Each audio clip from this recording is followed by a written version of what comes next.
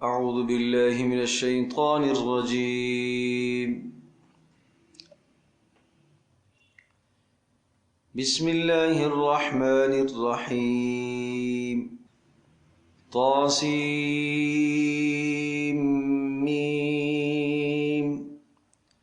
تلك آيات الكتاب المبين لعلك باخع نفسك ألا يكونوا مؤمنين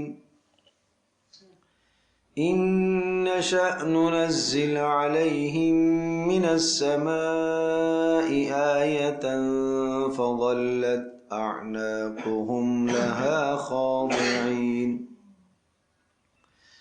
وما يأتيهم من ذكر من الرحمن محدث إلا كانوا عنه معرضين فقد كذبوا فسيأتيهم أنباء ما كانوا به يستهزئون أولم يروا إلى الأرض كم أنبتنا فيها من كل زوج كريم إن في ذلك لآية وما كان أكثرهم مؤمنين وإن ربك لهو العزيز الرحيم. یہ سورۃ الشعراء ہے. شعراء شاعر کی جمع ہے، شعر کہنے والا. اور اس سورہ مبارکہ کے بالکل آخر میں وہاں شعراء کے متعلق ایک مضمون آیا ہے، وَالشُّعَرَاءُ يَتَّبِعُهُمُ الْغَاوُونَ.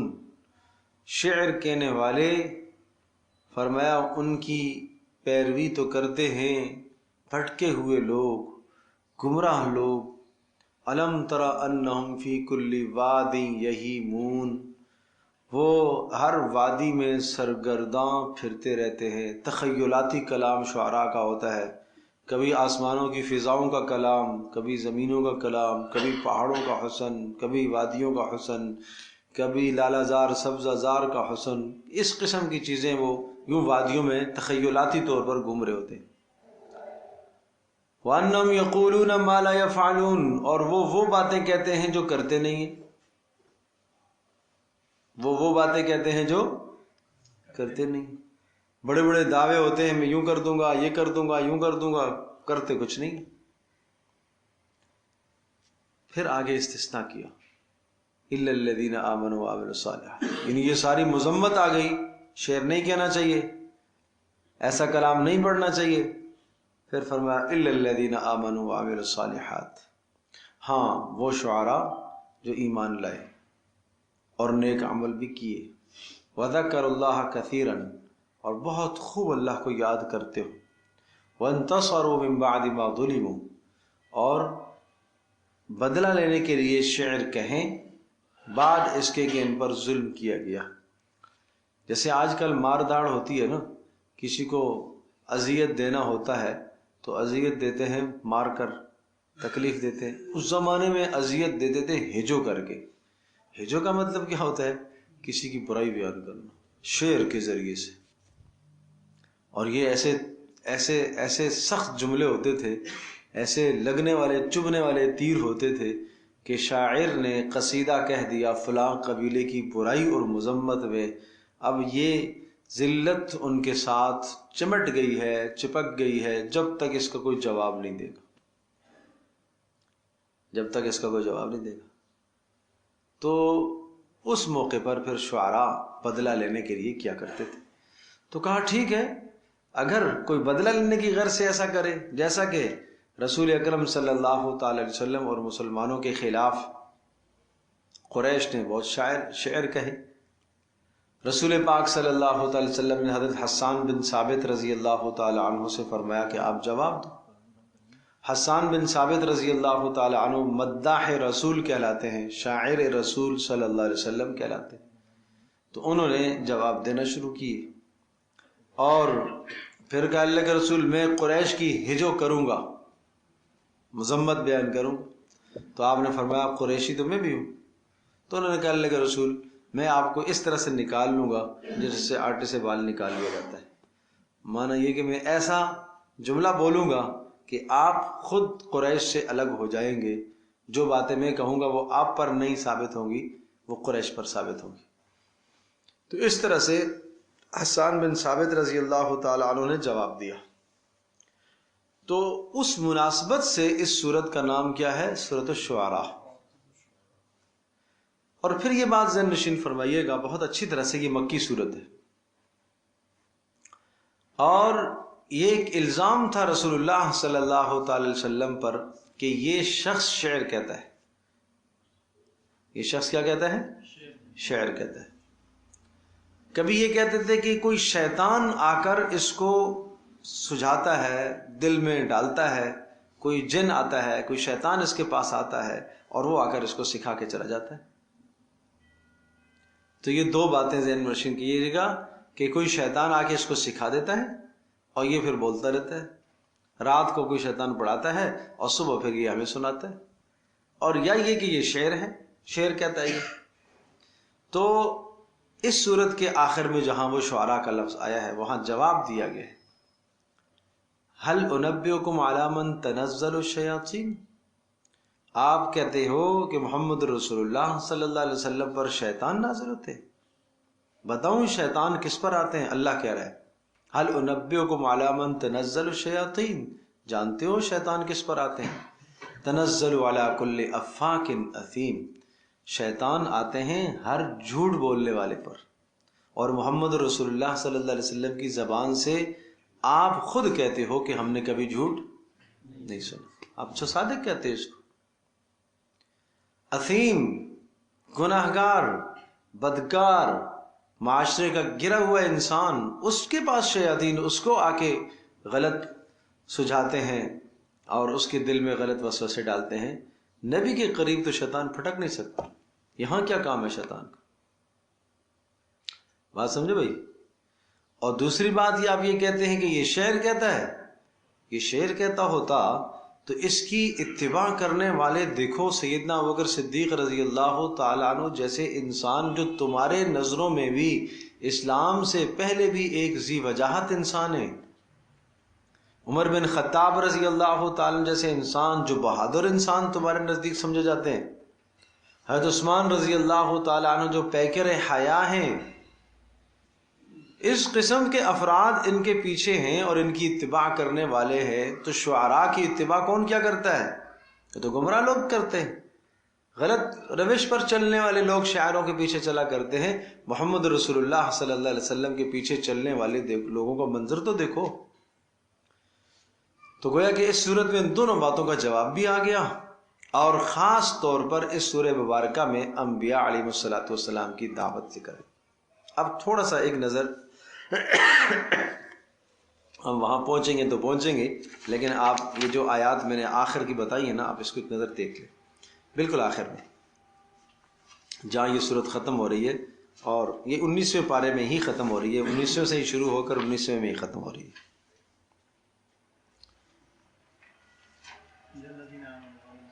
ہاں دیکھ لیں ذرا. هل انبئکم علی من تنزل الشیاطین، بالکل آخر میں. اس کے بعد سورۃ النمل ہے. هل انبئکم، کیا ہم آپ کو بتائیں، علی من تنزل الشیاطین، شیطان کس پر نازل ہوتا ہے؟ آیت نمبر 221 ہے. تنزل علی کل افاک اثیم، شیطان اترتا ہے ہر افاک جھوٹ بولنے والے پر، گناہ گار پر. یلقون السمع، اور وہ شیطان ایسے لوگوں کے پاس آ کر ان کے کان بھرتا ہے. وَأَكْثَرُهُمْ كَاذِبُونَ، اکثر تو جھوٹ ہی بولتے ہیں. محمد رسول اللہ صلی اللہ علیہ وسلم کی زبان سے آپ نے جھوٹ کبھی نہیں سنا ہے. وَالشُّعَرَاءُ يَتَّبِعُهُمُ الْغَاوُونَ، اور شعراء جو ہیں آپ کہتے ہیں یہ شاعر ہیں، شاعر کے پیچھے چلنے والے لوگ تو گمراہ ہوا کرتے ہیں. اور آپ دیکھتے نہیں ہیں کہ الم تر انم فی کل واد یہیمون کے شعراء ہر وادی میں سرگرداں گھومتے پھرتے رہتے ہیں. کبھی زمین کی باتیں، کبھی آسمان کی باتیں، کبھی فضاؤں کی باتیں، کبھی پہاڑوں کی، کبھی سمندروں کی. یہ تخیلاتی کلام ہوتا ہے. وَأَنَّهُمْ يَقُولُونَ مَا لَا يَفْعَلُونَ، اور اسی طرح سے وہ باتیں کہتے ہیں جو وہ جانتے نہیں. ہاں اِلَّا الَّذِينَ آمَنُوا، مگر وہ لوگ جو ایمان لائے اور اعمال صالحہ کیے اور کثرت سے اللہ کو ذکر کیا، یاد کیا، وانتصروا من بعد ما ظلموا، اور انہوں نے بدلہ لیا بعد اس کے کہ ان پر ظلم کیا گیا، مظلوم بننے کے بعد انہوں نے بدلہ لیا، تو ایسوں کو شعر کہنے کی گنجائش ہے۔ ایمان، اعمال صالحہ، اللہ کی یاد سے غفلت نہ ہو تو پھر آدمی شعر کہہ سکتا ہے۔ تو شعر وہ کہا جائے جس میں اللہ تبارک و تعالیٰ کی توحید کی بات آئے، محمد رسول اللہ صلی اللہ تعالی وسلم کی مدح ہو، صحابہ کرام رضی اللہ عنہ اجمعین کی مدح ہو، یہ اشعار کہے جاتے ہیں۔ یا کسی اور کی مدح میں بھی آپ کوئی جملہ کہتے ہیں، اور اگر مبالغے سے مبرہ منزہ ہو تو کوئی حرج نہیں، مبالغہ اس میں نہ ہو تو کوئی مذائقہ بھی نہیں ہے، سمجھے بھائی؟ جیسے دلہن کے متعلق، دلہے کے متعلق لوگ قصیدہ بناتے کوئی حرج نہیں ہے، شرکیہ باتیں اس میں نہ ہو، فاحش باتیں نہ ہو، بے حیائی قسم کی باتیں اس میں نہ ہو، تو کوئی مذائقہ نہیں ہے۔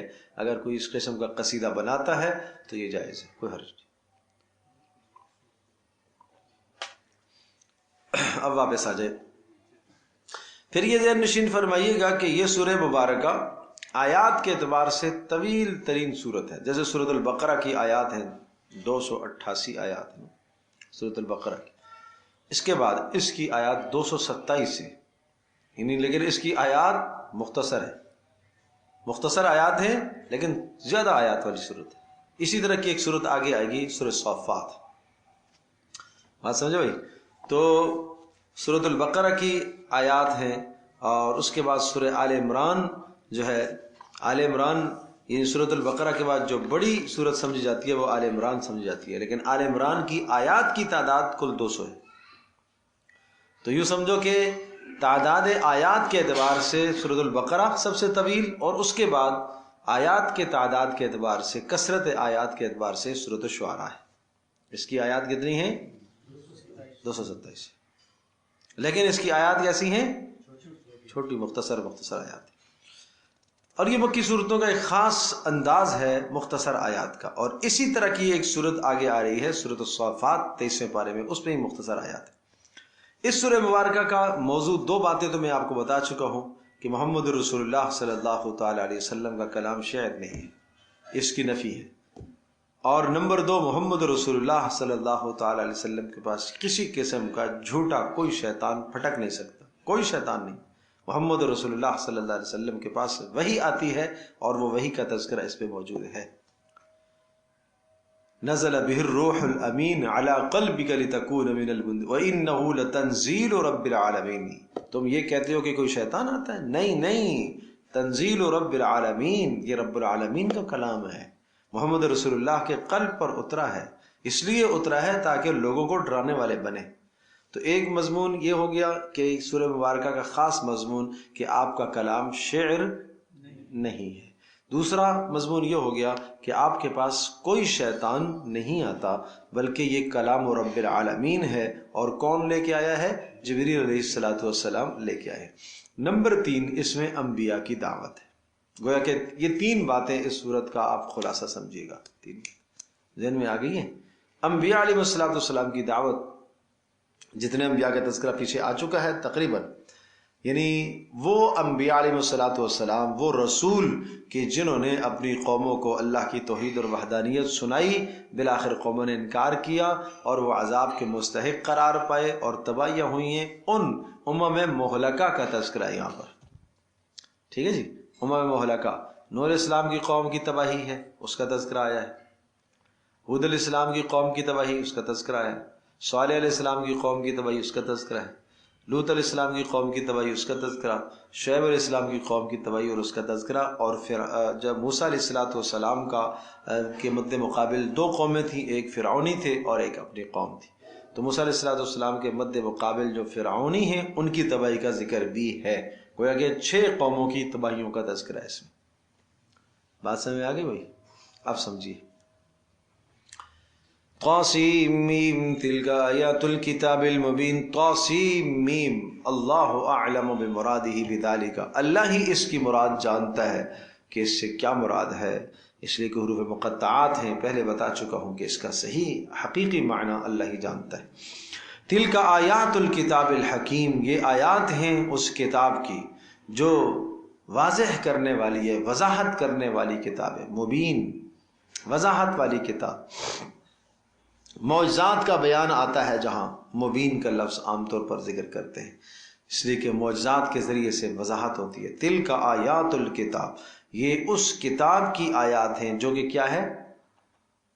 وضاحت کرنے والی، المبین، وضاحت کرنے والی۔ لعلک باخع نفسک الا یکونوا مؤمنین، پیارے پیغمبر صلی اللہ علیہ وسلم کو تسلی ہے۔ لعلک باخع نفسک، کیوں ایسا کر رہے ہیں؟ لعلک باخع نفسک، آپ اپنے آپ کو ہلاک کر ڈالیں گے، اللہ یکونوا مؤمنین، اس وجہ پر، اس بات پر کہ وہ لوگ ایمان نہیں لائیں۔ باخع، ہلاک کر دینا، گلا گھونٹنے کو کہتے ہیں، بخا، گلا گھونٹنا، سمجھو بھائی؟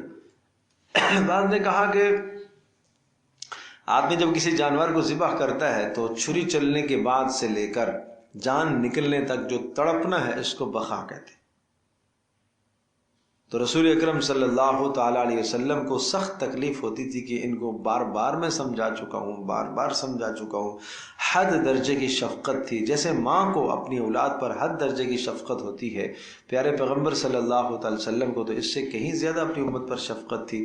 بار بار سمجھانے کے باوجود پھر بھی اسی بری روش پر چل رہے ہیں، تو دل میں افسوس ہونے لگتا تھا کہ میں ان کو اتنا کہا پھر بھی نہیں سنتے، اور پھر یہ کہنا اس حد تک پہنچنے کا احتمال ہو جاتا تھا کہ اب مزید آپ کریں گے تو آپ کا اپنا جانی نقصان ہوگا، آپ غم میں گل جائیں گے، اتنے غم میں، افسوس میں آپ کڑ جائیں گے اتنے، تو اپنے آپ کو آپ ہلاک کر ڈالیں گے۔ نہیں مانتے نہ مانیں، آپ کا کام سمجھا دیں۔ لعلک باخع نفسک، شاید کہ ایسا ہو کہ آپ اپنے آپ کو ہلاک کر ڈالیں، اللہ یکونوا مؤمنین، اس وجہ سے کہ وہ لوگ کیا ہے؟ ایمان نہیں لاتے۔ اللہ اکبر۔ اس کے بعد اللہ پاک نے اپنی تدبیر سمجھائی کہ دیکھو آپ کا یہ کہنا قسم قسم کے معجزات کا مطالبہ ہے، شاید آپ کو یاد ہوگا سورہ بنی اسرائیل میں وہ معجزات ذکر تھے جن کا مطالبہ مشرکین نے کیا تھا۔ لن نؤمن لک حتی تفجر لنا من الارض ینبوعا، ہم رسول نہیں مانیں گے اس وقت تک جب تک آپ زمین سے چشمے نکال کے نہ دکھائیں۔ او تسقط السماء کما زعمت علینا، کسفا، آسمان سے عذاب نازل کر کے ہمارے سامنے دکھا۔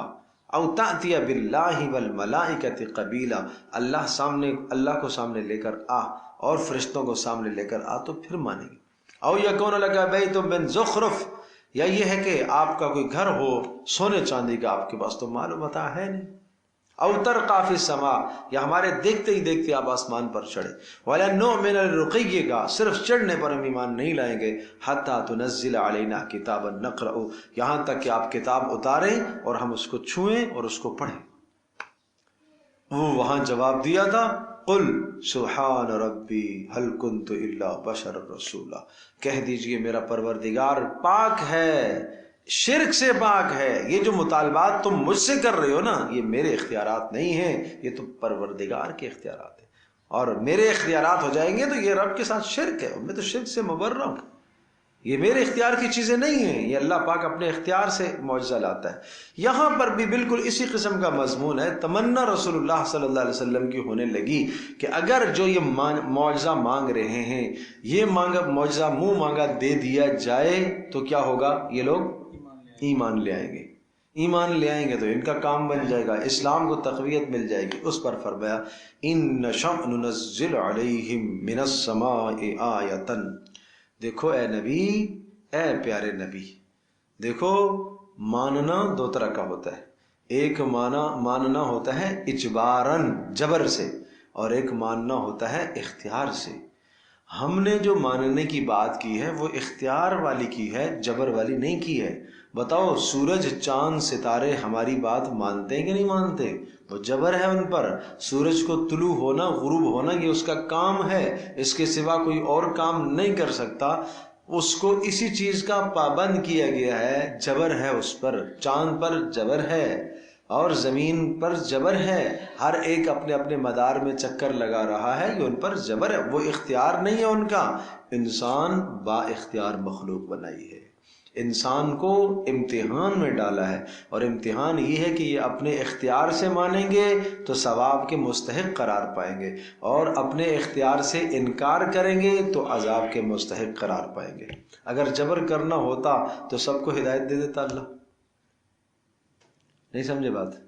اندر سے گناہ کا مادہ ہی نکال دیتا اللہ، تو پھر رسول کی بات کیوں نہ سنتے؟ سنتے کہ نہ سنتے؟ سنتے۔ سب اللہ کے سامنے ملائکہ جھکے ہوئے ہیں کہ نہیں جھکے ہوئے؟ کیوں؟ اس لیے کہ ان کے اندر گناہ کا مادہ نہیں ہے ہی نہیں ہے، سرے سے ان میں گناہ کی تخلیق ہوئی نہیں ہے۔ تو اگر ہم چاہتے تو انسانوں کو بھی اسی طرح سے بنا سکتے تھے، اللہ کے لیے کیا مشکل تھا؟ لیکن پھر امتحان کس چیز کا نام ہے؟ ملائکہ کا امتحان تو نہیں ہے، فرشتوں کا امتحان تو نہیں ہے کہ وہ کون سی بات انہوں نے مانی اور کون سے، وہ تو مانتے ہی مانتے، ان کے اندر نہ ماننے کی صلاحیت ہی نہیں اللہ نے رکھی ہے۔ اگر ہم چاہتے تو انسانوں کے ساتھ بھی ایسا کر دیتے، لیکن امتحان جو ہو۔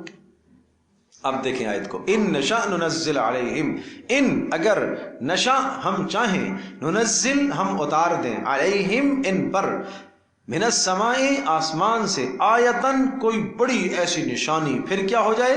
فظلت ہو جائے سارا دن، اعناقہم ان کی گردنیں، لہا اس آیت کے سامنے، خاضعین جھکی ہوئی، سارا دن ان کی گردنیں جھک جائے اس کے سامنے، جبر ہو جائے نا۔ لیکن پھر فائدہ کیا ہے؟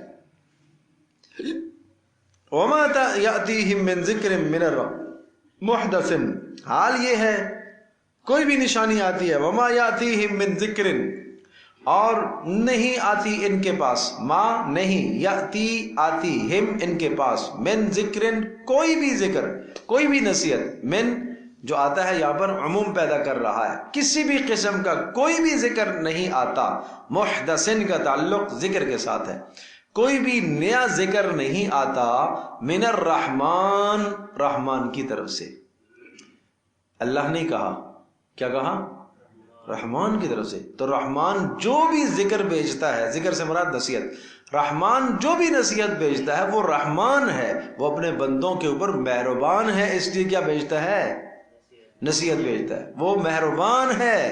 تو جو بھی مہربان رحمان نصیحت بھیجتا ہے، جدید نصیحت آتی ہے، الا کانوا عنہ معرضین، مگر یہ اس نصیحت سے کیا کرتے ہیں؟ اعراض ہی کرتے ہیں، منہ ہی پھیرتے۔ جو بھی نصیحت آتی ہے، جو بھی نشانی آتی ہے، یہ اعراض ہی کرتے ہیں۔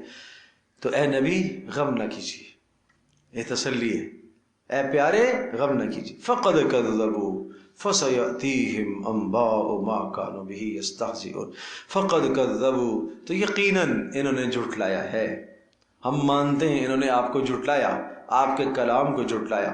فسیأتیہم انباء، ان قریب، سین قریب کا معنی دیتا ہے، فسیأتیہم ان قریب، یأتی آنے والا ہے، ہم ان کے پاس، انباء وہی حالات آنے والے ہیں، ما کانوا بہ یستہزئون جن حالات کا یہ مذاق اڑاتے ہیں، حالات سے مراد عذاب ہے، ان قریب وہ عذاب آنے والے ہیں جن عذابوں کا یہ مذاق اڑاتے ہیں۔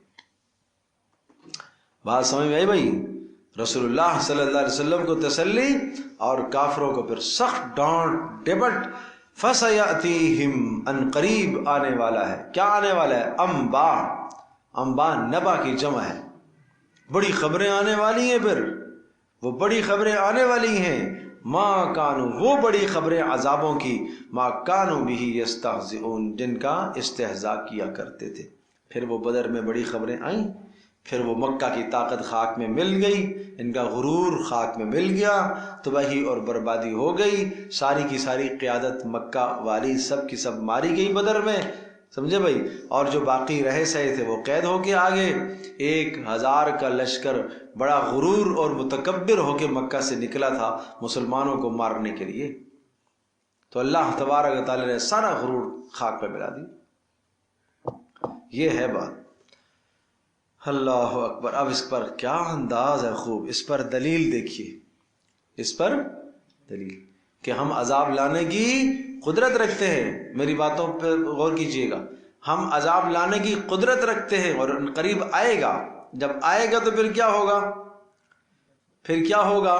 یہ ظالم، طاقتور، متکبر نیچے ہوں گے اور مسلمانوں نہتوں کو اللہ اوپر لائے گا۔ ٹھیک ہے، ان مغروروں کو اللہ زیر کرے گا اور مسلمانوں کو اللہ کیا کرے گا؟ دلیل کیا ہے؟ اب دلیل سنو، اب دلیل سنو. اولم يروا الى الارض كم انبتنا فيها من كل زوج كريم. اولم يروا الى الارض، کیا یہ نہیں دیکھتے، یہ نہیں دیکھتے الى الارض زمین کی طرف، کم انبتنا کتنا ہم نے اگایا زمین میں سے ہر قسم کا جوڑا، خوبصورت عزت والا جوڑا ہم نے اگایا. یہ کیا دلیل ہے؟ یہ کیا دلیل ہے؟ نہیں بھائی، ہم ان مغروروں کو زیر کریں گے اور مغلوب مسلمانوں کو ہم اوپر لائیں گے، یہ ہے ہمارا دعویٰ، ہم ایسا کریں گے. دلیل نہیں دیکھتے ہو زمین میں کس طرح سے سخت زمین سے، بنجر زمین سے اللہ کومپل نکالتا ہے، غریب اور کتنا کمزور کومپل اللہ نکالتا ہے. زمین کو پھاڑتا کون ہے؟ اللہ پھاڑتا ہے نا. کسی کی طاقت ہے کہ وہاں سے پھٹے اور اندر سے سبزہ نکلے؟ یا اس سبزے کی، ننھے سبزے کی بلا طاقت ہے کہ وہ طاقتور سخت زمین کو کیا کرے؟ پھاڑے، اور گھٹلی اندر وہ سخت گھٹلی پھٹے جس کو آپ دانت سے نہ توڑ سکے، پتھر سے بڑی مشکل سے ٹوٹے، وہ گٹھلی زمین میں پھٹے اور وہ کومپل اس گٹھلی کو اندر سے پھاڑ کر باہر نکلتا ہے. یہ کس کی طاقت ہے؟ جو پاک پروردگار ان گٹھلیوں سے، ان بیجوں سے، ان دانوں سے سبزوں کو نکالتا ہے. ان قریب ان مغروروں کو، تکبر کرنے والوں کو اللہ زیر کرے گا اور مسلمانوں کو اللہ غالب کرے گا. یہ ہے اللہ کی دلیل، اس کو سمجھو. بات سمجھ میں آئی بھائی؟ آگے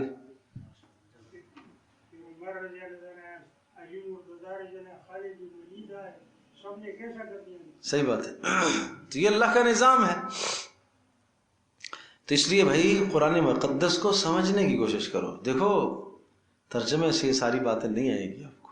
ترجمہ تو ٹھیک ہے، اچھی بات ہے، آپ ترجمہ پڑھیں، لیکن جب تک آپ یہ نہیں، مجھے آپ یہ بتاؤ آپ کو کیا سمجھ میں آئے گا؟ فَسَيَأْتِيهِمْ أَنْبَاءُ مَا كَانُوا بِهِ يَسْتَهْزِئُونَ. ان قریب آئے گے وہ حالات، وہ عذاب جن کے یہ استہزاء کرتے تھے. یہ بات ہو گئی. اس کے بعد کہا اولم يروا الى الارض كم انبتنا، کیا زمین کی طرف نہیں دیکھا؟ اب اس زمین کا اس ماقبل پہلے والی بات سے کیا تعلق ہے؟ جب تک آپ اس تعلق کو نہیں سمجھیں گے تو آپ کو تو بے ربط نظر آئے گا، حالانکہ اللہ کا کلام ہے. یہ سمجھنا ہے، ٹھیک ہے. اب دیکھو ان فی ذلک لآیہ، یہ آیت مانگتے ہیں، یہ نشانیاں مانگتے ہیں، یہ معجزہ مانگتے ہیں. کیا یہ آیت کافی نہیں ہے؟ ان فی ذلک لآیہ، اس میں نشانی ہے. وما کان اکثرهم مؤمنین، لیکن اکثر ایمان ہی نہیں رکھتے. وَإِنَّ رَبَّكَ لَهُوَ الْعَزِيزُ الرَّحِيمُ، اور تیرا پروردگار پھر غلبے والا ہے، غلبے والا ہے. کوئی مجھے بتائے یہاں عزیز کیوں کہا؟ عذاب کی تذکرہ آیا، سخت سزا دینے کی قدرت رکھتا ہے، یہ ہے معنی. عزیز غلبے والا ہے، سخت طاقت ہے، عذاب دینے کی، سزا دینے کی طاقت رکھتا ہے، لیکن نہیں دیتا. کیوں؟ الرحیم، مہربان جو ہے، مہلت جو دیتا ہے، مہربان جو ہوا، رحیم جو ہوا. اس لیے یہ سمجھو بھائی، یہ سمجھو، یہ چیزیں سمجھنے کی. اللہ اکبر. اب وہ دعویٰ یاد رکھیے گا، پھر آگے اس دعوے پر اس پورے قصے کا میں صرف ترجمہ کروں گا. اب آپ کو سمجھ میں آنا چاہیے کہ ما قبل کیا تھا، اب کیا تھا. دعویٰ یہ ہے کہ بھائی آئے گا وہ ٹائم کہ ان متکبروں کو اور ان غرور کرنے والوں کا غرور خاک میں ملے گا اور مسلمانوں کو اللہ اوپر لائے گا. آؤ اس کی مثال ایک دکھاتے ہیں ہم آپ کو. وَإِذْ نَادَى رَبُّكَ مُوسَىٰ أَنِ ائْتِ الْقَوْمَ الظَّالِمِينَ. تھا کہ نہیں تھا کہ فرعون کا غرور آخر خاک میں ملا اور بنی اسرائیل جو انتہائی کمزور تھے اللہ پاک نے ان کو اوپر لایا، ان کو غلبہ عطا کیا. اس لیے ایک قصہ آ رہا ہے اب حضرت موسیٰ علیہ السلام کا اور فرعون کا قصہ اس لیے آ رہا ہے. تو ہر جگہ میں نے آپ سے عرض کر دیا کہ قصے کا مقصد الگ ہوتا ہے، یہاں یہ مقصد آ رہا ہے. ذہن میں آ گئی بات؟ اب ترجمہ دیکھیے، وَإِذْ نَادَى رَبُّكَ، اور وہ وقت یاد کیجئے جب تیرے پروردگار نے پکارا تھا موسیٰ کو، کیا أَنِ ائْتِ الْقَوْمَ الظَّالِمِينَ، کہ جاؤ ظالم قوم کے پاس، فرعون کے پاس جاؤ۔ اب یہاں موسیٰ علیہ السلام کے وہ ابتدائی حالات کا تذکرہ نہیں ہے، وہ تذکرہ نہیں آیا، اس لیے کہ صرف سمجھانا مقصود ہے، یہ بات سمجھانا مقصود ہے کہ متکبروں کے پاس، جیسے مکہ کے متکبرین کے پاس ہم نے آپ کو رسول بنا کر بھیجا ہے، اسی طرح سے پہلے بھی متکبر قوم گزری ہے، ان کے پاس بھی ہم نے موسیٰ علیہ السلام کو بھیجا تھا۔ قوم فرعون، کون سی قوم؟ فرعون کی۔ الا یتقون، موسیٰ علیہ السلام نے کہا کہ تم بچتے کیوں نہیں ہو گناہوں سے، شرک سے بچتے کیوں نہیں ہو؟ قال رب انی اخاف ان یکذبون، تو اللہ نے فرمایا تھا کہ موسیٰ جاؤ ظالم قوم کے پاس اور جا کر ان سے کہو کہ الا یتقون، تم اللہ سے بچتے ڈرتے کیوں نہیں ہو؟ جاؤ جا کر یہ کہو، یہ پیغام سناؤ ان کو، یہ رسالت کا پیغام اور توحید کا پیغام لے کر جاؤ ان کے پاس۔ تو موسیٰ علیہ السلام نے اللہ سے درخواست کی تھی، قال رب انی، یعنی آج اے مسلمانوں تم یہ اندیشہ رکھتے ہو کہ یہ مکہ والے تمہارا کچھ نقصان کریں گے یا طاقتور طاقتیں تمہارا کچھ بگاڑ سکیں گی؟ سنو تو صحیح۔ قال رب انی اخاف ان یکذبون، موسیٰ علیہ السلام نے بھی تو یہ فرمایا تھا، اے میرے پروردگار مجھے ڈر لگتا ہے، ان یکذبونی، وہ مجھے جھٹلا دیں گے۔ تو جھٹلانے سے نہ ڈریں آپ۔ وَيَضِيقُ صَدْرِي، موسیٰ علیہ السلام نے کہا تھا میرا سینہ تنگ ہو رہا ہے، وَلَا يَنْطَلِقُ لِسَانِي، اور میری زبان میں انطلاق نہیں ہے، مکمل گفتگو پر قدرت نہیں ہے۔ قدر لکنت تھی، اس کی تفسیر پیچھے سورۃ طٰہٰ میں آ چکی ہے۔ فَأَرْسِلْ إِلَىٰ ہارون، اے اللہ ہارون علیہ السلام میرے بھائی ہارون کی طرف بھی رسالت کا پیغام بھیجیے، اس کی تفسیر بھی سورۃ طٰہٰ میں بڑی تفصیل سے آئی۔ وَلَهُمْ عَلَيَّ ذَنْبٌ فَأَخَافُ أَن يَقْتُلُونِ، دوسری وجہ یہ ہے کہ فرعونیوں کے پاس آپ مجھے بھیج رہے ہیں، وَلَهُمْ عَلَيَّ ذَنْبٌ، ان کا میرے ذمے ایک حق ہے اور وہ گناہ ہے، ایک حق ہے میرے ذمے، فَأَخَافُ أَن يَقْتُلُونِ، مجھے ڈر لگتا ہے کہ وہ قتل نہ کرتے، اور وہ حق آگے اس کے بعد سورۃ النمل اور سورۃ النمل کے بعد سورۃ القصص، اس میں وہ تفصیلی حق آئے گا۔ موسیٰ علیہ السلام نے جو قبطی کو مار دیا تھا، ارادہ نہیں تھا مارنے کا، اس کو ایک گھوسا دیا، مکہ مارا زور سے، تو وہ مر ہی گیا۔ فَوَكَزَهُ مُوسَىٰ فَقَضَىٰ عَلَيْهِ، تو موسیٰ علیہ السلام کا مصر سے جانے کا سبب مدین کی طرف یہی بنا تھا، قتل۔ لیکن میں ہمیشہ آپ سے عرض کیا کرتا ہوں کہ یہ تقدیر کے فیصلے ہیں، لیکن تقدیر اسباب کے ساتھ جڑتی ہے، یہ تقدیر کا فیصلہ ہے۔ اللہ تبارک و تعالیٰ نے موسیٰ علیہ السلام کو مدین میں بھیجنا تھا، کس مقصد کے لیے بھیجنا تھا؟ تربیت کروانی تھی، وہاں 10 سال وہاں رہے، ٹھیک ہے جی، پھر واپس آئے، تو اس کے لیے سبب ظاہری طور پر کیا بن گیا؟ وہ قتل بن گیا۔ جیسا کہ ایک آدمی کو فلاں دن میں موت آنی ہے، اس موت کا کوئی سبب تو لگے گا نا، اسی طرح سے وَلَهُمْ عَلَيَّ ذَنْبٌ فَأَخَافُ قَالَ كَلَّا، اللہ نے کہا ہرگز ایسا نہیں ہوگا، فَاذْهَبَا بِآيَاتِنَا، جاؤ تم دونوں کو رسالت دے دی، یہاں اس کا مضمون ذکر نہیں ہے، وہ تفصیل ہے سورۃ طٰہٰ میں پیچھے۔ فَاذْهَبَا بِآيَاتِنَا، میری آیات نشانیاں لے کر جاؤ، اِنَّا مَعَكُمْ مُسْتَمِعُونَ، میں تم دونوں کے ساتھ تمہاری بات سن رہا ہوں۔ فَأْتِيَا فِرْعَوْنَ فَقُولَا، دونوں کے دونوں آئے فرعون کے پاس اور آ کر کہنے لگے، جاؤ دونوں کے دونوں فرعون کے پاس، فقولا، اور کہو، اِنَّا رَسُولُ رَبِّ الْعَالَمِينَ، ہم رسالت کا پیغام لے کر آئے ہیں رب العالمین کی جانب سے، ان ارسل معنا بنی اسرائیل، دو ہمارے مطالبے ہیں، ایک مطالبہ تو وہاں پیچھے ذکر تھا سورۃ طٰہٰ کے اندر، اور یہ وہاں دونوں ذکر کا تذکرہ تھا، ان ارسل معنا بنی اسرائیل، ہمارا یہ مطالبہ ہے کہ بنی اسرائیل کو ہمارے ساتھ چھوڑ دیجیے، ہم ان کو یہاں سے لے جائیں گے، بنی اسرائیل کو جو آپ نے غلام بنایا ہوا ہے ان کو چھوڑ دو یہاں سے۔ اب فرعون نے کیا جملے بولے؟ قال الم نربک، احسان جتلانے لگا، الم نربک فینا ولیدا، کیا میں نے تمہاری تربیت نہیں کی تھی؟ فینا، ہمارے درمیان، الم نربک، نربک سے مراد کیا ہے؟ تربیت، کیا ہم نے تیری تربیت نہیں کی تھی؟ فینا، ہمارے درمیان میں جب تو تھا، ولیدن، بچپن میں، ولید ولد سے ہے نا، وَلَبِثْتَ فِينَا، اور تو رہا ہے، وَلَبِثْتَ، تو رہا ہے، فینا، ہمارے درمیان، من عمرک، اپنی عمر کا، سنین، کئی سال، 30 سال تک تو نے ہمارے درمیان میں گزارے، تجھے یاد ہے؟ اللہ اکبر۔ اور دوسری بات، وَفَعَلْتَ فَعْلَتَكَ الَّتِي فَعَلْتَ وَأَنْتَ مِنَ الْكَافِرِينَ، عجیب جملہ ہے، عجیب تعبیر ہے قرآن کی. فرعون کہنے لگا موسیٰ علیہ السلام سے وَفَعَلْتَ فَعْلَتَكَ الَّتِي فَعَلْتَ، اور تجھے یاد ہے وہ جو تو نے کیا تھا ایک کرتوت، مراد قتل، وہ تجھے یاد ہے جو تو نے ایک کام کیا تھا، اور وَأَنْتَ مِنَ الْكَافِرِينَ، اور تجھے یاد ہے کہ تو میرا ناشکرا تھا. سارے کے سارے بنی اسرائیل میری بات مانتے تھے، تو نہیں مانتا تھا. سمجھے بھائی؟ موسیٰ علیہ السلام اللہ کے جلیل القدر پیغمبر، ان کے حوصلے، ان کے صبر، ان کے تحمل دیکھو کیا کہا. قال فعلتها اذا وانا من الضالین، ٹھیک ہے میں نے کیا تھا، جھوٹ تو نہیں بولا نا، نہیں کیا تھا. نہیں سمجھے؟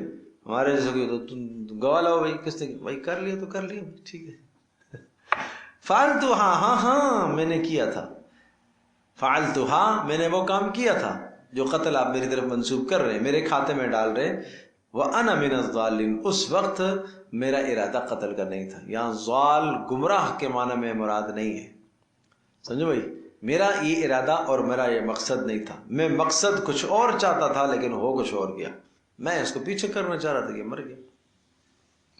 پھر فَفَرَرْتُ مِنْكُمْ، میں یہاں سے نکلا بھاگ کر تم سے. لما خفتکم، جب مجھے تم سے ڈر لگنے لگا.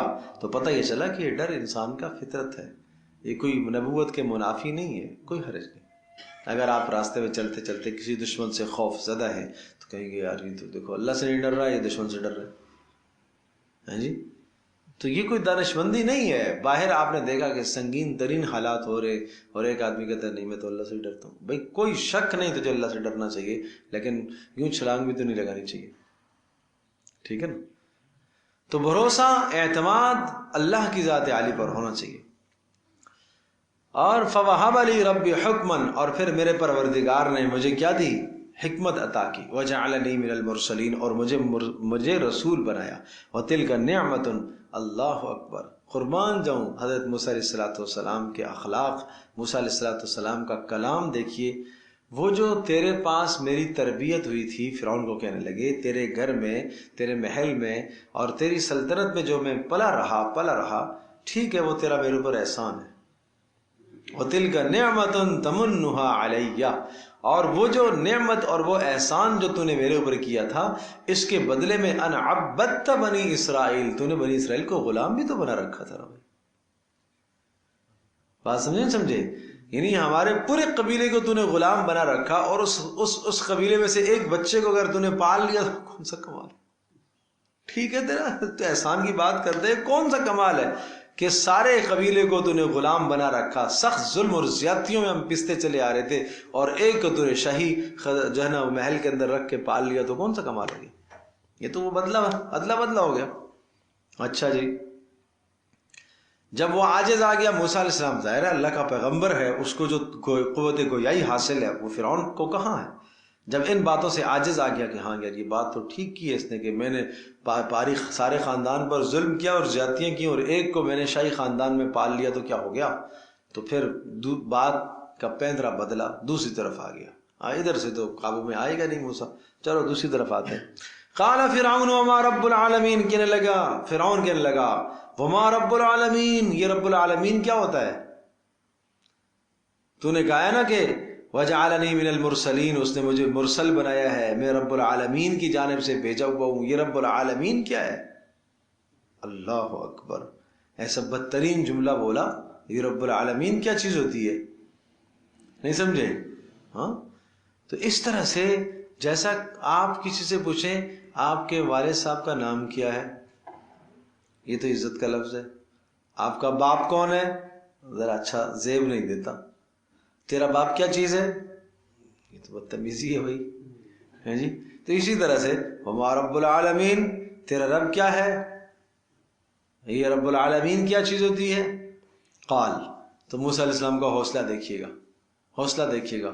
رب السماوات والارض وما بینہما ان کنتم موقنین، آسمانوں اور زمینوں کا پروردگار ہے اور جو کچھ ان کے بیچ میں ہے. ان کنتم موقنین، اگر تمہیں اس بات کا یقین ہو تو پروردگار تو وہی ہے.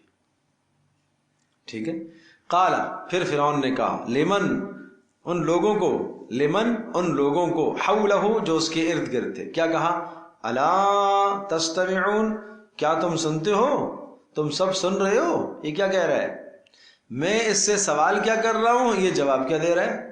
میں اس سے سوال کر رہا ہوں کہ رب العالمین کیا چیز ہے؟ پتھر کا بنا ہوا ہے، پیتل کا بنا ہوا ہے، چاندی کا بنا ہوا ہے، سونے کا بنا ہوا ہے. میرے سوال کا یہ جواب نہیں دے رہا، یہ کہہ رہا ہے کہ رب السماوات والارض وما بینہما ان کنتم موقنین. میرا سوال کو چھوڑ، جواب کو چھوڑ دے رہا ہے. اب اگلی بات سنیے. موسیٰ علیہ السلام نے پھر وہی رب کی بات کی. کیوں؟ کہ پیغمبر جو ہوتا ہے، جو موضوع لے کے جاتا ہے، وہ پیغمبر اللہ کی توحید، اللہ کی وحدانیت کی بات کرتا ہے، وہ اس سے انحراف نہیں کرتا.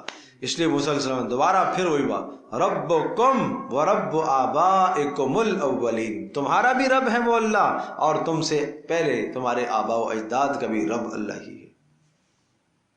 اس کو اور غصہ آیا.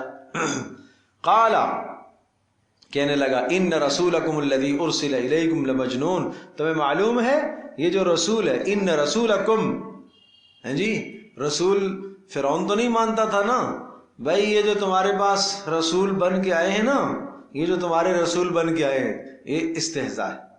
یہ کیا ہے؟ استہزاء. یہ جو تمہارا رسول بن کے آیا ہے، الذی ارسل الیکم، جو تمہاری طرف بھیجا گیا ہے، مطلب ہے اس کے بقول کہ یہ تمہاری طرف بھیجا گیا ہے، یہ لمجنون، یہ تو پاگل ہے. موسیٰ علیہ السلام کو کیا کہنے لگا؟ یہ پاگل ہے. نہیں سمجھے بات کو؟ یہ کیا ہے؟ پاگل ہے، مجنون ہے، مجنون ہے. تصور تو کرو. اس کا جواب یہ تھا، موسیٰ علیہ السلام یہ فرماتے، مجنون میں نہیں ہوں، مجنون تو ہے. پاگل میں نہیں ہوں، پاگل تو ہے. یہ اس کا جواب تو یہ تھا. اگر موسیٰ علیہ السلام یہ جواب دے دیتے تو فرعون کہتا کہ چلو بھائی بلاؤ طبیبوں کو، ڈاکٹروں کو، معائنہ کریں، میں پاگل ہوں، یہ پاگل ہے. بات سمجھے بھائی؟ طبیب بلائے جاتے، طبیب بھی تو فرعون کے ہی ہوتے سارے، ڈاکٹر بھی تو فرعون کے ہوتے. وہ یہی کہتے نہ صاحب آپ تو بڑے عقل مند ہیں، اور یہ واقعی پاگل ہے. تو موضوع بدل جاتا. رب کی بات سے، رب کی بات ہم کرنے گئے تھے موسیٰ علیہ السلام، اور وہاں سے موضوع موسیٰ علیہ السلام کی شخصیت کی طرف ہو جاتا اور فرعون کی شخصیت کی طرف ہو جاتا، بحث تبدیل ہو جاتی.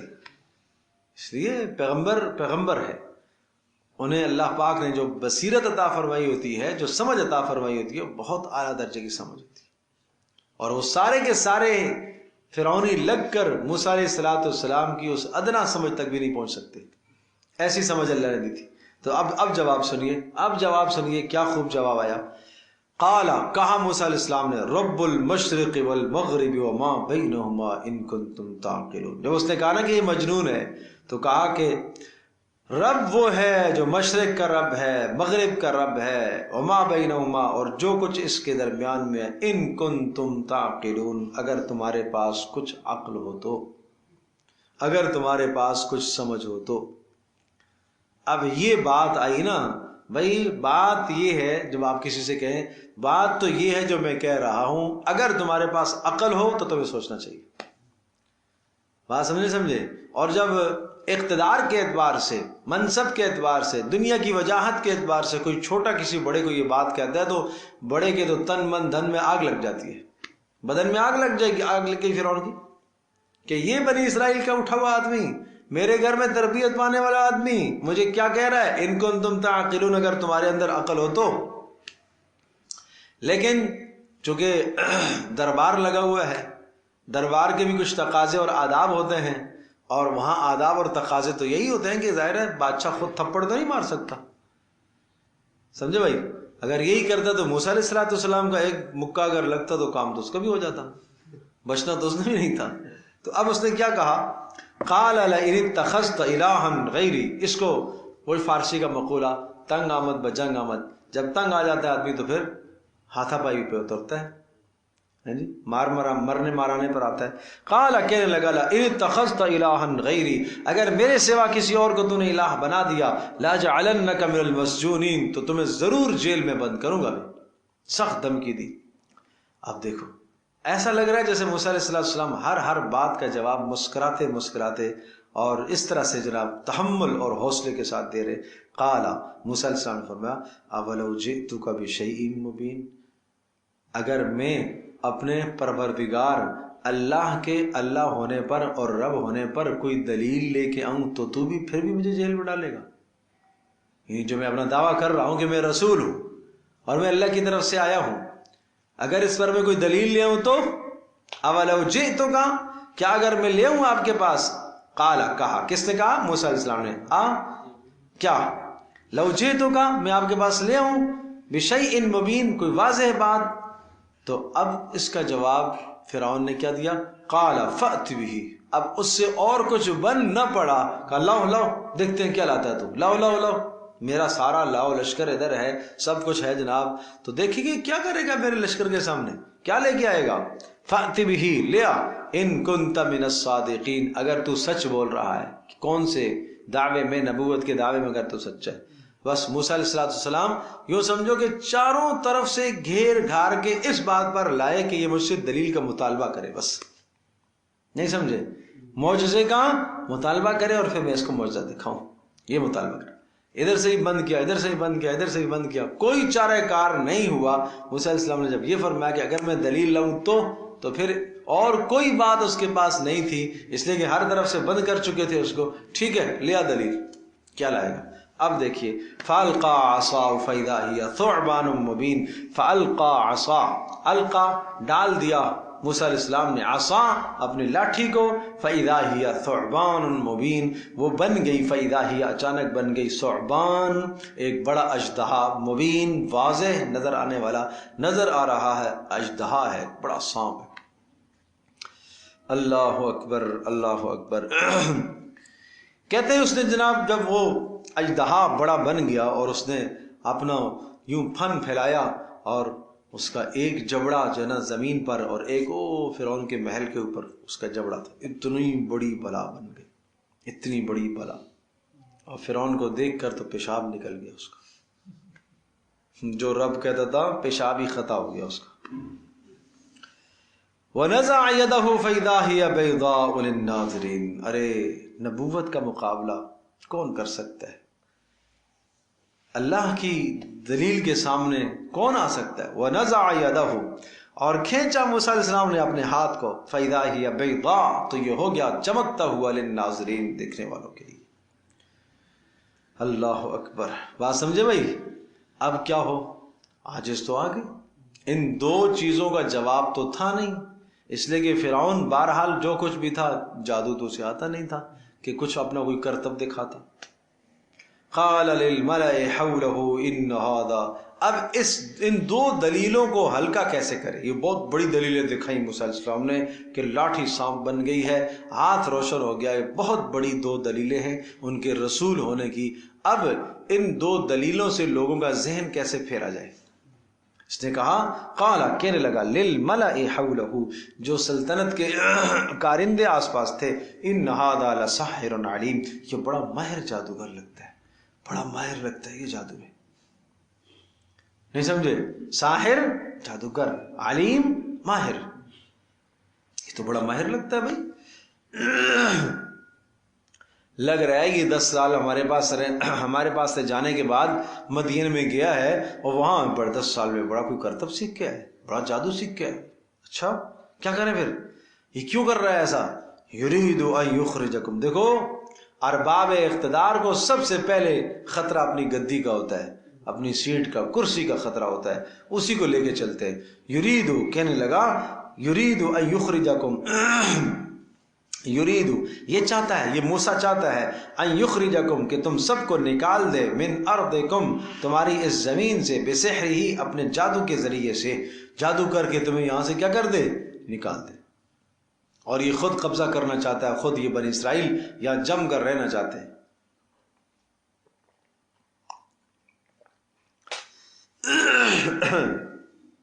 سمجھ میں آ رہا ہے بھائی؟ ہاں. اچھا اب بات یہ ہے کہ جب کہتے ہیں نا، ویسے تو بڑے حکم نافذ کرتا تھا، یہ کرو وہ کرو، یہ کرو وہ کرو، میرے حکم سے اعراض نہیں، جو میں بولوں گا.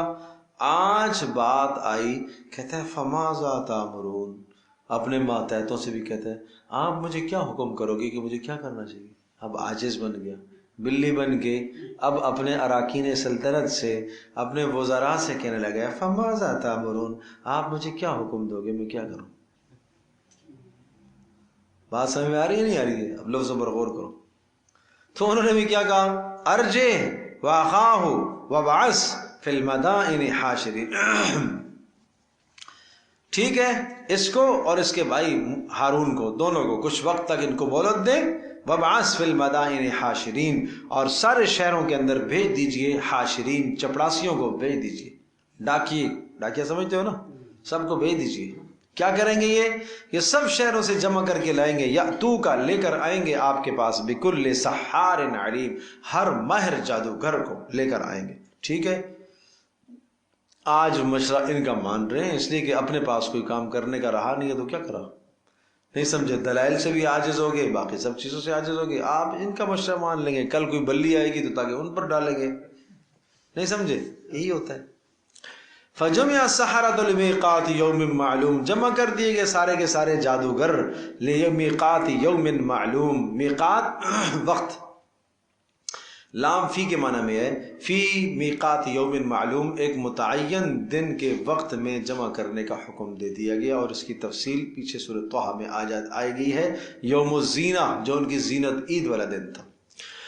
وقیل للناس هل انتم مجتمعون، سب سے کہا گیا بھائی سب آنا، بھائی سب آنا، سب آؤ گے نا، یہ مطلب ہے. وقیل للناس، سب لوگوں سے کہا گیا، تماشائیوں سے، درباریوں سے، هل انتم مجتمعون، سب کے سب آؤ گے نا بھائی. تو سب نے کہا ہاں کیوں نہیں آئیں گے، ہیں مزہ چکھائیں گے موسیٰ کو. پھر کیا کریں گے، لعلنا نتبع السحرہ ان کانوا هم الغالبین، لعلنا شاید کہ ہم اتباع کریں، لعلنا شاید کہ ہم لوگ نتبع اتباع کریں، السحرہ جادوگروں کی، ان کانوا هم الغالبین اگر وہ غالب آگے تو وہ جو انقلاب لے کر آئیں گے ہم ان کے پیچھے چلیں گے. اچھا دن متعین ہو گیا، فلاں دن میں پھر آگے جادوگر. فلما جاء السحرہ، جب آئے جادوگر، قالوا لفرعون، تو دنیا کے لالچی تو ایسے ہی ہوتے ہیں، وہ تو پہلے آ کے یہی کہنے لگے، لفرعون، فرعون سے کہنے لگے، اَإِنَّ لَنَا لَأَجْرًا، ہمیں بھی کچھ ملے گا، کوئی اقتدار میں کوئی حصہ، کوئی وزارت، کوئی عہدہ، کوئی منصب ہمیں بھی دیں گے آپ. ان كُنَّا نَحْنُ الْغَالِبِينَ، اگر ہم غالب آگے تو بات پہلے سے طے کی ہوئی اچھی ہوتی ہے نا، پہلے سے طے کر لیتے ہیں کیا ملے گا. بات سمجھے نہیں سمجھے. قال نعم، فرعون نے کہا ہاں ہاں ملے گا، کیوں نہیں ملے گا. انکم اذن لمن المقربین، آپ میرے مقربوں میں سے ہو جاؤ گے. مقربین کا معنی یہ کہ آپ کو منصب دیں گے، سرکاری عہدوں پر آپ کو فائز کریں گے. کرسی کی لالچ آئیے یہاں پر بھی.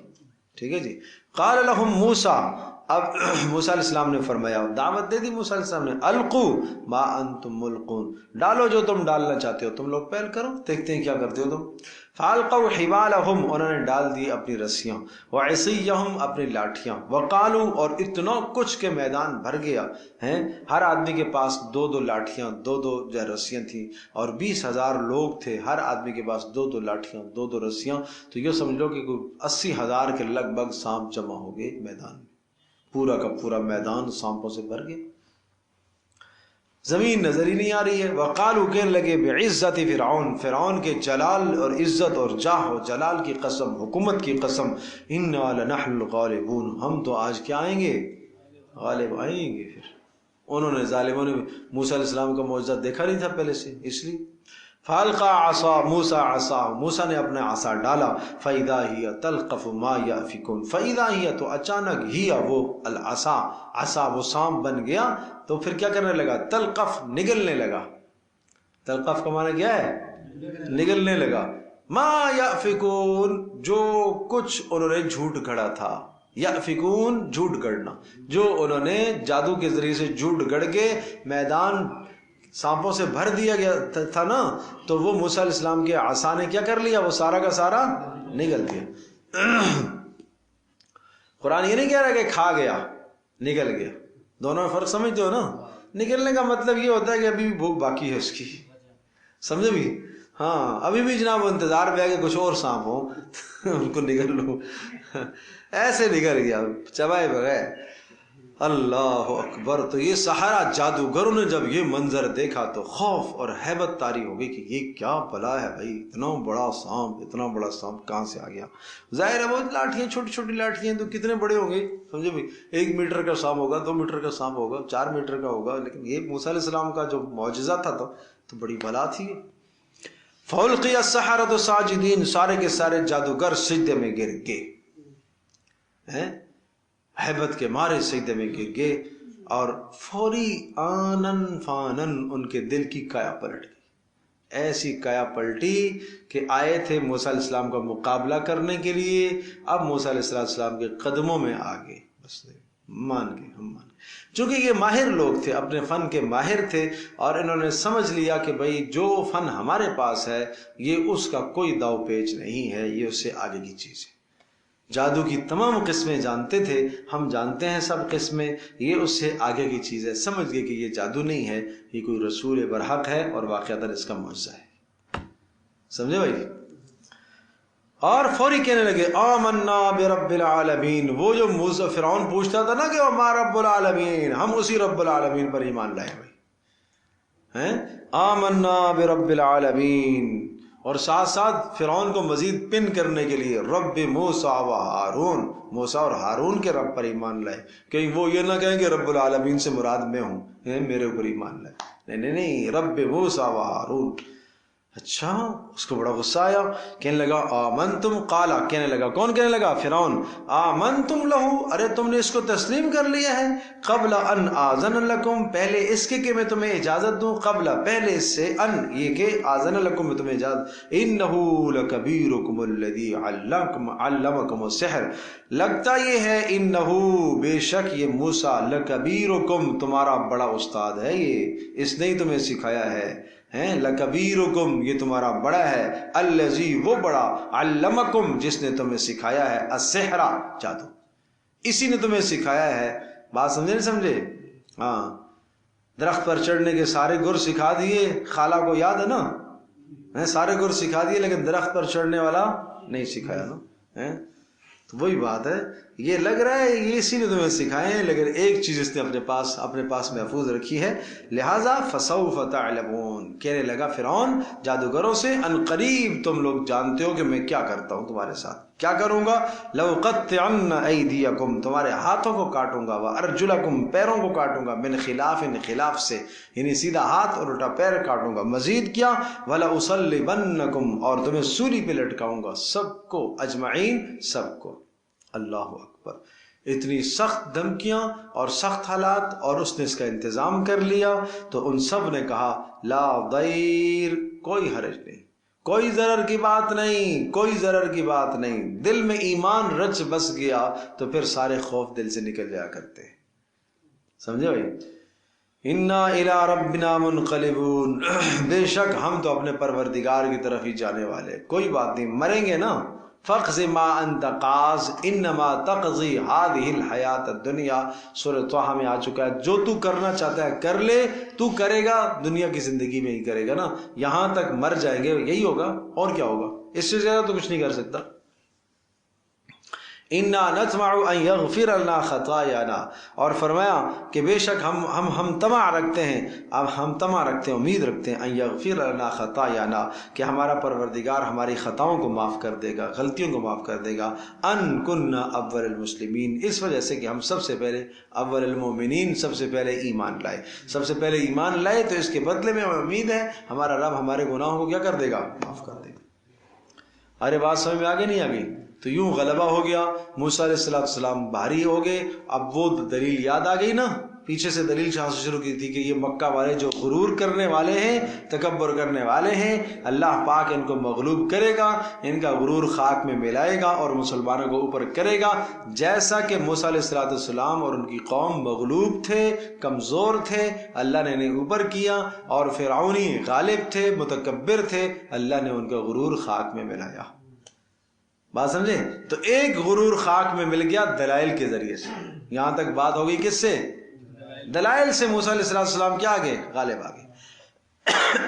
اب آ گئی جنگ. اب کیا آ گئی؟ جنگ، لڑائی آ گئی. اب تو اب لڑائی اس طرح سے آ گئی کہ جب دیکھا فرعون نے کہ یہ تو موسیٰ علیہ السلام کے پیروکار ہو گئے جادوگر سارے کے سارے، اب کوئی اور راستہ اختیار کرنا چاہیے، تو پھر اس نے موسیٰ علیہ السلام کا پیچھا کرنے کا ارادہ کیا۔ خیر ادھر سے اللہ کی طرف سے حکم آ گیا کہ اب آپ یہاں سے نکلے، ہجرت کا حکم آیا۔ اسی طرح سے پیارے پیغمبر صلی اللہ علیہ وسلم کو بھی اور آپ کی امت کو یہ پیغام دیا گیا، صحابہ کرام رضی اللہ عنہم اجمعین کا، کہ آپ کو بھی یہاں سے ہجرت کرنی پڑے گی۔ یہ مکی صورت ہے نا۔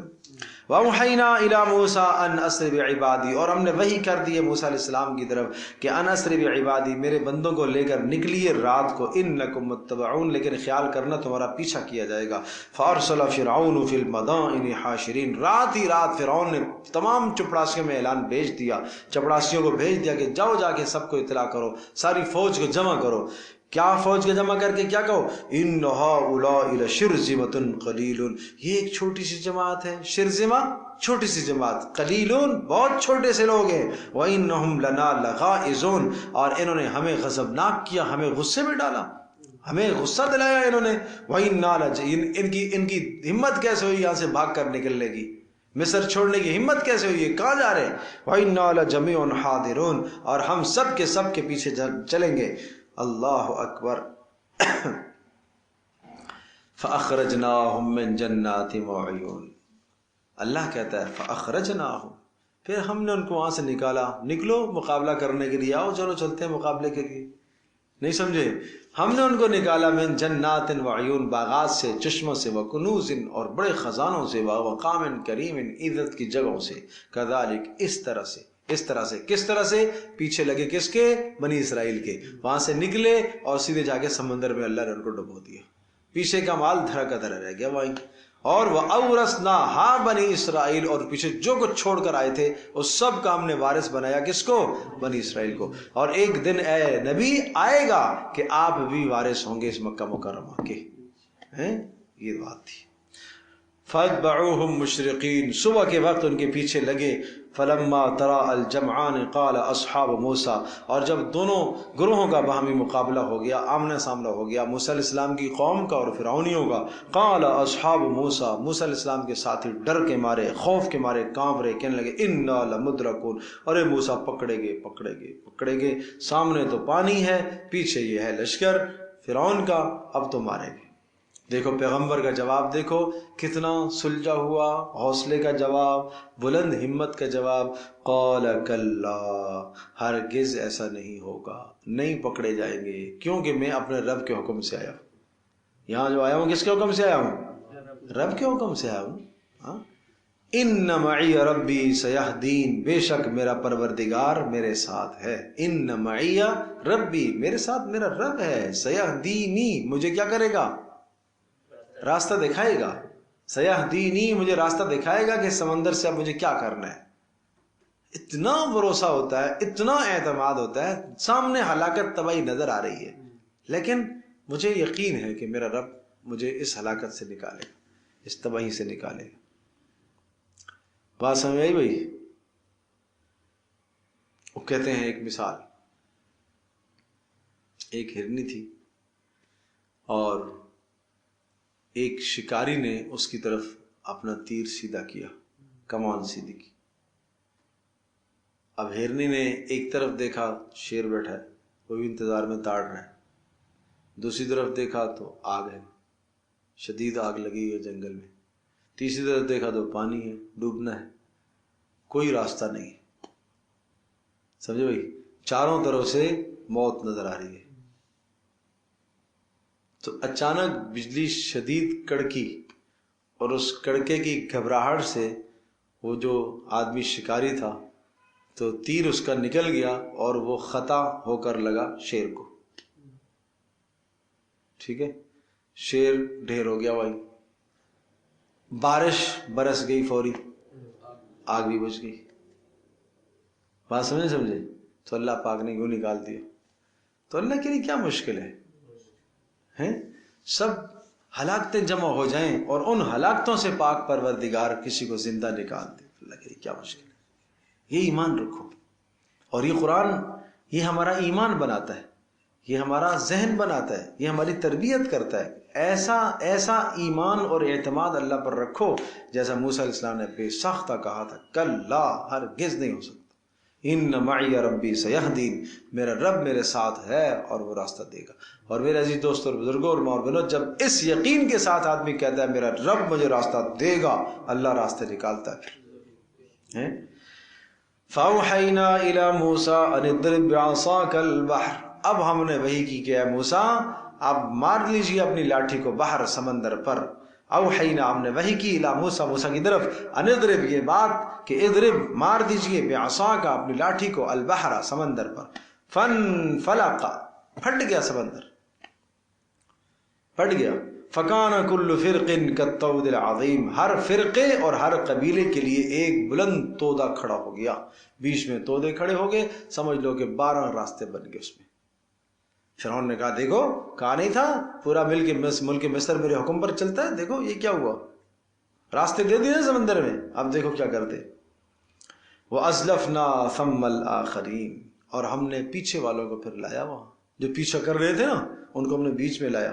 وَأَنْجَيْنَا مُوسَىٰ، اور موسیٰ علیہ السلام، یوں سمجھو جیسے شکنجا ہوتا ہے نا، اس کے بالکل جب زاویے میں چیزیں آتی ہیں نا تو پھر آدمی اس کو کستا ہے، سمجھے بھائی.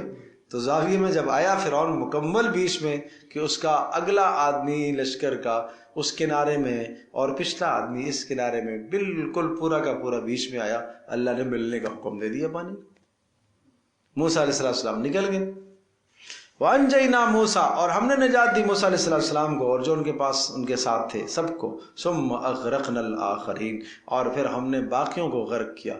ارے مکہ والو، تم آیت مانگتے ہو، نشانی مانگتے ہو، إِنَّ فِي ذَلِكَ لَآیَةً، اس میں نشانی نہیں ہے. بات سمجھے نہیں سمجھے؟ وہ شروع کے ساتھ لگاؤ، إِنَّ فِي ذَلِكَ لَآیَةً، اس میں نشانی نہیں ہے.